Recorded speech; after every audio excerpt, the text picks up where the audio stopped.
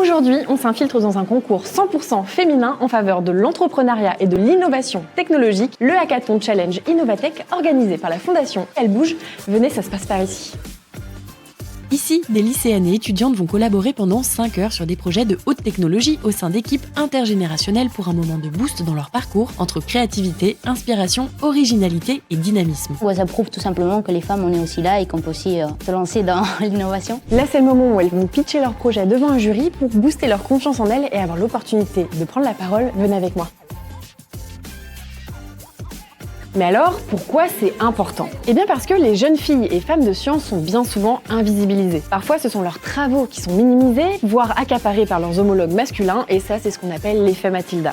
Théorisé au début des années 80 par Margaret Rossiter, ce concept met en évidence la façon dont les femmes scientifiques profitent moins des retombées de leurs recherches, et ce, souvent au profit des hommes. Quitte à se faire chipper un prix Nobel, comme ce fut le cas de la physicienne Lise Meitner, de la biologiste Rosalind Franklin, ou encore l'astronome Jocelyn Bell. Aujourd'hui, un événement comme celui du Hackathon Challenge Innovatech donne la motivation à ces futures générations d'exister dans les disciplines scientifiques, d'oser, de se lancer et de s'inspirer des générations de femmes de science qui sont avec elles pendant cette journée. Peut-être quelque chose qui pourrait non seulement apporter un plus pour nos générations dans le futur, mais aussi pour les générations actuelles.